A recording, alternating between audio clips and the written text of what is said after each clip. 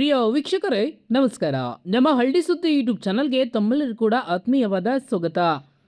ಪಿಂಚಣಿದಾರರಿಗೆ ಮತ್ತೊಂದು ಭರ್ಜರಿ good news ಬಂದಿದೆ. ಹೌದು, ಆಗಸ್ಟ್ ತಿಂಗಳ ಪಿಂಚಣಿಯ ಬಿಡುಗಡೆ ದಿನಾಂಕ ನಿಗದಿ ಆಗಿದೆ. ಯಾರಿಗೆಲ್ಲ ಹಿಂದಿನ ಪಿಂಚಣಿ ಜಮಾ ಆಗಿಲ್ಲ ಅವರಿಗೂ ಕೂಡ ಈ ಬಾರಿ ಪಿಂಚಣಿ ಒಟ್ಟಿಗೆ ಜಮಾ ಆಗುವ ಸಾಧ್ಯತೆ ಇದೆ. ಹಾಗಾದರೆ ಯಾವೆಲ್ಲ ಜಿಲ್ಲೆಗೆ ಮೊದಲು ಜಮಾ ಆಗಲಿದೆ, ನಿಮಗೆ ಜಮಾ ಆಗಿಲ್ಲ ಅಂತಂದರೆ ಯಾವೆಲ್ಲ ಕೆಲಸವನ್ನು ಮಾಡಿದರೆ ಜಮಾ ಆಗುತ್ತೆ, ಹಾಗೆ ನಿಮ್ಮ ಜಿಲ್ಲೆ ಯಾವುದು ಎಂಬುದನ್ನು ನಮ್ಮ ಕಮೆಂಟ್ ಬಾಕ್ಸಲ್ಲಿ ಕಮೆಂಟ್ ಮಾಡಿ ತಿಳಿಸಿ. ಬನ್ನಿ ಹಾಗಾದರೆ ಪಿಂಚಣಿ ಬಗ್ಗೆ ಏನೆಲ್ಲ ಅಪ್ಡೇಟ್ಗಳು ಬಂದಿವೆ ಇಲ್ಲಿ ನೋಡ್ತಾ ಹೋಗೋಣ. ಅದಕ್ಕೂ ಮೊದಲು ನೀವು ನಮ್ಮ ಚಾನಲನ್ನು ಸಬ್ಸ್ಕ್ರೈಬ್ ಆಗಿಲ್ಲ ಅಂತಂದರೆ ಈ ಕೂಡಲೇ ಸಬ್ಸ್ಕ್ರೈಬ್ ಆಗಿ, ಹಾಗೆ ಪಕ್ಕದಲ್ಲಿರೋ ಬೆಲ್ ಐಕನ್ ಕ್ಲಿಕ್ ಮಾಡಿ ಆಲ್ ಅಂತ ಸೆಲೆಕ್ಟ್ ಮಾಡ್ಕೊಳ್ಳಿ. ನಮಸ್ಕಾರ ಸ್ನೇಹಿತರೆ, ಸರ್ಕಾರಿ ಯೋಜನೆಗಳ ಪ್ರಮುಖ ಮಾಹಿತಿಗಾಗಿ ನಮ್ಮ ಚಾನಲ್ಗೆ ನಿಮ್ಮೆಲ್ಲರೂ ಕೂಡ ಆತ್ಮೀಯವಾದ ಸ್ವಾಗತ. ರಾಜ್ಯ ಸರ್ಕಾರದ ವಿವಿಧ ಸಾಮಾಜಿಕ ಭದ್ರತಾ ಪಿಂಚಣಿ ಯೋಜನೆಗಳ ಅಡಿಯಲ್ಲಿ ಹಣ ಪಡೆಯುತ್ತಿರುವ ಫಲಾನುಭವಿಗಳಿಗೆ ಇವತ್ತು ಒಂದು ಅತ್ಯಂತ ಪ್ರಮುಖವಾದ ಹಾಗೂ ಸಿಹಿ ಸುದ್ದಿ ಬಂದಿದೆ. ನೀವೇನಾದರೂ ಸಂಧ್ಯಾ ಸುರಕ್ಷಾ ಯೋಜನೆ, ವೃದ್ಧಾಪ್ಯ ಪಿಂಚಣಿ ಅಥವಾ ಅಂಗವಿಕಲರ ಪಿಂಚಣಿ ಹಣಕ್ಕಾಗಿ ಕಾಯುತ್ತಿದ್ದೀರಾ? ಕಳೆದ ಜುಲೈ ತಿಂಗಳ ಪಿಂಚಣಿ ಹಣ ಇನ್ನೂ ನಿಮ್ಮ ಖಾತೆಗೆ ಬಂದಿಲ್ಲವೇ? ಹಾಗಿದ್ರೆ ಈ ವಿಡಿಯೋನ ಖಂಡಿತವಾಗಿಯೂ ಕೊನೆವರೆಗೂ ವೀಕ್ಷಿಸಿ. ಈ ವಿಡಿಯೋದಲ್ಲಿ ಆಗಸ್ಟ್ ತಿಂಗಳ ಪಿಂಚಣಿ ಹಣ ಯಾವ ದಿನಾಂಕಕ್ಕೆ ಜಮಾ ಆಗಲಿದೆ, ಯಾರಿಗೆ ಜುಲೈ ಮತ್ತು ಆಗಸ್ಟ್ ಸೇರಿದಂತೆ ಒಟ್ಟಿಗೆ 2 ತಿಂಗಳ ಪಿಂಚಣಿ ಹಣ ಸೇರಲಿದೆ, ಹಾಗೂ ಪಿಂಚಣಿ ನಿಂತು ಹೋಗಿದ್ರೆ ಅದನ್ನು ಮರಳಿ ಪಡೆಯಲು ಯಾವೆಲ್ಲ ಪ್ರಮುಖ ಕೆಲಸವನ್ನು ಮಾಡಿದರೆ ನಿಮಗೆ ಹಣ ಜಮಾ ಆಗುವಂಥದ್ದು ಎಲ್ಲವನ್ನೂ ಕೂಡ ನಾನು ಈ ವಿಡಿಯೋದಲ್ಲಿ ತಿಳಿಸ್ಕೊಡ್ತಾ ಹೋಗ್ತೀನಿ. ಹಾಗೆ ಯಾವ ಜಿಲ್ಲೆಯಿಂದ ನಮ್ಮ ವಿಡಿಯೋನ ನೋಡ್ತಾ ಇದ್ದೀರಿ ಎಂಬುದನ್ನು ಕಮೆಂಟ್ ಮಾಡಿ ತಿಳಿಸಿ.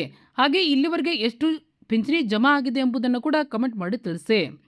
ಹಾಗೆ ನಮ್ಮ ಚಾನಲನ್ನು ಸಬ್ಸ್ಕ್ರೈಬ್ ಮಾಡೋದನ್ನು ಮರಿಬೇಡಿ. ಹಾಗಾದರೆ ಈ 2 ತಿಂಗಳ ಪಿಂಚಣಿ ಒಟ್ಟಿಗೆ ಯಾರಿಗೆಲ್ಲ ಜಮಾ ಆಗಲಿದೆ ಬನ್ನಿ ನೋಡ್ತಾ ಹೋಗೋಣ.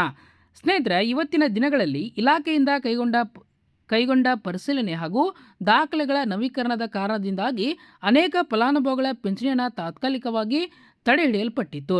ಆದರೆ ಯಾರು ಈಗಾಗಲೇ ಅಗತ್ಯ ದಾಖಲಾತಿಗಳನ್ನು ಒದಗಿಸಿ ನವೀಕರಣ ಪ್ರಕ್ರಿಯೆಯನ್ನು ಪೂರ್ಣಗೊಳಿಸಿದ್ದಾರೋ ಅಂಥ ಫಲಾನುಭವಿಗಳ ಪೆಂಡಿಂಗ್ ಸಮಸ್ಯೆಯನ್ನು ಇಲಾಖೆ ಬಗೆಹರಿಸಿದೆ. ಕಳೆದ ವಾರವಷ್ಟೇ ದಾಖಲಾತಿಗಳನ್ನು ಸಲ್ಲಿಸಿರುವ ಫಲಾನುಭವಿಗಳಿಗೆ ಜುಲೈ ತಿಂಗಳ ಪೆಂಡಿಂಗ್ ಹಣ ಹಾಗೂ ಆಗಸ್ಟ್ ತಿಂಗಳ ನಿಯಮಿತ ಪಿಂಚಣಿ ಹಣ ಈ 2 ಕಂತುಗಳನ್ನು ಒಟ್ಟಿಗೆ ಜಮಾ ಮಾಡಲು ಸರ್ಕಾರ ತೀರ್ಮಾನಿಸಿದೆ. ಇದರಿಂದಾಗಿ ತಡೆ ಹಿಡಿಯಲ್ಪಟ್ಟಿದ್ದ ಸಾವಿರಾರು ಫಲಾನುಭವಿಗಳಿಗೆ ದೊಡ್ಡ ಮಟ್ಟದ ರಿಲೀಫ್ ಸಿಕ್ಕಂತಾಗಿದೆ. ಹಾಗಾದರೆ ಪಿಂಚಣಿ ಪಡೆಯಲು ಕಡ್ಡಾಯವಾಗಿ ಸಲ್ಲಿಸಬೇಕಾದ ದಾಖಲಾತಿಗಳು ಯಾವ್ಯಾವು? ನಿಮ್ಮ ಪಿಂಚಣಿಯನ್ನು ತಡೆ ಹಿಡಿಯಲ್ಪಟ್ಟಿದ್ರೆ ಅಥವಾ ಜುಲೈ ತಿಂಗಳ ಹಣ ಇನ್ನೂ ಕೂಡ ಬಂದಿಲ್ಲವೆಂತಂದರೆ ಈ ತಿಂಗಳು ಮುಗಿಯೋದ್ರೊಳಗಾಗಿ ಈ ಪ್ರಮುಖ ದಾಖಲಾತಿಗಳನ್ನ ನೀವು ಕಡ್ಡಾಯವಾಗಿ ಪಿಂಚಣಿ ಇಲಾಖೆಗೆ ಸಲ್ಲಿಸಬೇಕಾಗುತ್ತೆ. ಒಂದನೇದಾಗಿ ವಯಸ್ಸಿನ ದೃಢೀಕರಣ ಪತ್ರ. 65 ವರ್ಷ ಮೇಲ್ಪಟ್ಟ ಫಲಾನುಭವಿಗಳಿಗೆ ವಯಸ್ಸಿನ ದೃಢೀಕರಣಕ್ಕಾಗಿ ಕೇವಲ ಆಧಾರ್ ಕಾರ್ಡ್ ಸಾಲುವುದಿಲ್ಲ, ಶಾಲಾ ವರ್ಗಾವಣೆ ಪ್ರಮಾಣ ಪತ್ರ ಅಥವಾ ಜನನ ಪ್ರಮಾಣ ಪತ್ರ ಒದಗಿಸಬೇಕು. ಇವೆರಡೂ ಲಭ್ಯವಿಲ್ಲದಿದ್ದರೆ ಕೋರ್ಟ್ ನೋಟರಿ ಮಾಡಿಸಿದ ಪ್ರಮಾಣ ಪತ್ರವನ್ನು ನೀವು ಸಲ್ಲಿಸಬೇಕಾಗುತ್ತೆ. ಇನ್ನು 2ನೇದಾಗಿ ಆದಾಯ ಪ್ರಮಾಣ ಪತ್ರ. ಫಲಾನುಭವಿ ಕುಟುಂಬದ ವಾರ್ಷಿಕ ಆದಾಯ ಕನಿಷ್ಠ 32,000 ರೂಪಾಯಿ ಒಳಗಿರಬೇಕು. ಆದಾಯ ಪ್ರಮಾಣ ಪತ್ರ ಸಲ್ಲಿಸಿ 5 ವರ್ಷಗಳ ಕಳೆದಿದ್ದರೆ ತಕ್ಷಣ ನವೀಕರಿಸಿದ ಹೊಸ ಪ್ರಮಾಣ ಪತ್ರವನ್ನು ನೀವು ಸಬ್ಮಿಟ್ ಮಾಡಬೇಕಾಗುತ್ತೆ. ಅಂಗವಿಕಲರ ಪಿಂಚಣಿದಾರರಿಗೆ ಅಂಗವಿಕಲರ ಪಿಂಚಣಿ ಹಣ ತಡೆಯಲ್ಪಟ್ಟಿದ್ದರೆ ಅವರು ತಮ್ಮ UDID ಸರ್ಟಿಫಿಕೇಟ್ ಹಾಗೂ ಚಾಲ್ತಿಯಲ್ಲಿರುವ ಆದಾಯ ಪ್ರಮಾಣ ಪತ್ರವನ್ನು ಒದಗಿಸುವುದು ಅತ್ಯಗತ್ಯ. ಇನ್ನು ಆಗಸ್ಟ್ ತಿಂಗಳ ಪಿಂಚಣಿ ಹಣ ಜಮೆ ಆಗುವ ಸಮಯದ ಬಗ್ಗೆ ಮಾತನಾಡೋದಾದರೆ ಈಗಾಗಲೇ ಕೆಲವು ಜಿಲ್ಲೆಗಳಲ್ಲಿ ಬಿಲ್ಲಿಂಗ್ ಪ್ರಕ್ರಿಯೆ ಆರಂಭಗೊಂಡಿದೆ. ಸರ್ಕಾರವು DBT ಮೂಲಕ ಹಣವನ್ನು ಫಲಾನುಭವಿಗಳ ಬ್ಯಾಂಕ್ ಖಾತೆಗಳಿಗೆ ವರ್ಗಾಯಿಸುವ ಕಾರ್ಯವನ್ನು ಕೈಗೆತ್ತಿಕೊಂಡಿದೆ.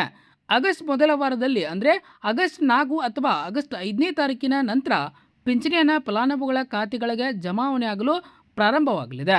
ಆದ್ದರಿಂದ ನಿಮ್ಮ ದಾಖಲಾತಿಗಳು ಸರಿಯಾಗಿದ್ದಲ್ಲಿ ಮುಂದಿನ ಸೋಮವಾರದಿಂದ ಹಣ ನಿಮ್ಮ ಖಾತೆಗೆ ಬರಲಿದ್ದು ತಾಳ್ಮೆಯಿಂದ ಕಾಯ್ತಾ ಇರಿ. ಹಾಗೇನಾದರೂ ಹಣ ಜಮಾ ಆಗಿದ್ದರೆ ನಮ್ಮ ಕಮೆಂಟ್ ಬಾಕ್ಸಲ್ಲಿ ತಿಳಿಸಿ, ಬೇರೆಯವರಿಗೂ ಅದು ಉಪಯೋಗವಾಗುತ್ತೆ. ಸ್ನೇಹಿತರೆ, ನಿಮಗೆ ಈಗಾಗಲೇ ಜುಲೈ ತಿಂಗಳ ಪಿಂಚಣಿ ಹಣ ಜಮಾ ಆಗಿದೆಯಾ ಅಥವಾ ನಿಮ್ಮ ಪಿಂಚಣಿ ಎಷ್ಟು ತಿಂಗಳಿಂದ ಪೆಂಡಿಂಗ್ ಇದೆ ಎಂಬುದನ್ನು ಕೆಳಗೆ ಕಮೆಂಟ್ ಬಾಕ್ಸಲ್ಲಿ ಕಮೆಂಟ್ ಮಾಡಿ ತಿಳಿಸಿ. ಈಗ ಈ ಮಾಹಿತಿ ನಿಮಗೆ ಉಪಯುಕ್ತ ಅನಿಸಿದ್ರೆ ವಿಡಿಯೋಗೆ ಒಂದು ಲೈಕ್ ನೀಡಿ. ಹಾಗೆ ನಿಮ್ಮ ಕುಟುಂಬದ ಹಿರಿಯ ಮತ್ತು ಪಿಂಚಣಿ ಪಡೆಯುತ್ತಿರುವ ಫಲಾನುಭವಿಗಳೊಂದಿಗೆ ಈ ವಿಡಿಯೋನ ಶೇರ್ ಮಾಡಿ. ಹಾಗೆ ನಿಮ್ಮ ಊರಿನ ಎಲ್ಲ ವಾಟ್ಸಪ್ ಗ್ರೂಪ್ಗಳಿಗೆ ಈ ವಿಡಿಯೋನ ಶೇರ್ ಮಾಡಿ. ಸರ್ಕಾರಿ ಯೋಜನೆಗಳ ಪ್ರತಿ ಅಪ್ಡೇಟ್ಗಾಗಿ ನಮ್ಮ ಚಾನಲನ್ನು ಸಬ್ಸ್ಕ್ರೈಬ್ ಮಾಡೋದನ್ನು ಮರಿಬೇಡಿ. ಹಾಗೆ ನೀವು ಯಾವ ಜಿಲ್ಲೆಯಿಂದ ನಮ್ಮ ವಿಡಿಯೋನ ನೋಡ್ತಾ ಇದ್ದೀರಿ ಎಂಬುದನ್ನು ಕೂಡ ನಮ್ಮ ಕಮೆಂಟ್ ಬಾಕ್ಸಲ್ಲಿ ಕಮೆಂಟ್ ಮಾಡಿ ತಿಳಿಸಿ. ಹಾಗೆ ಮುಂದಿನ ವಿಡಿಯೋದಲ್ಲಿ ಸಾಲ ಮನ್ನಾದ ಅಪ್ಡೇಟ್ ಏನೆಲ್ಲ ಇದೆ ಅದರ ಬಗ್ಗೆ ಕೂಡ ನಾನು ತಿಳಿಸ್ಕೊಡ್ತಾ ಹೋಗ್ತೀನಿ. ಹಾಗೆ ಪಿಂಚಣಿ ಏನಾದರೂ ಹೆಚ್ಚಳ ಆಗಲಿದೆಯಾ ಅದರ ಬಗ್ಗೆ ಕೂಡ ನಾನು ಅಪ್ಡೇಟನ್ನು ತಿಳಿಸ್ತಾ ಹೋಗ್ತೀನಿ. ದಯವಿಟ್ಟು ಮುಂದಿನ ವಿಡಿಯೋಗಾಗಿ ನಮ್ಮ ಚಾನಲ್ನ ಸಬ್ಸ್ಕ್ರೈಬ್ ಮಾಡಿಕೊಂಡಿರಿ. ನಮಸ್ಕಾರ.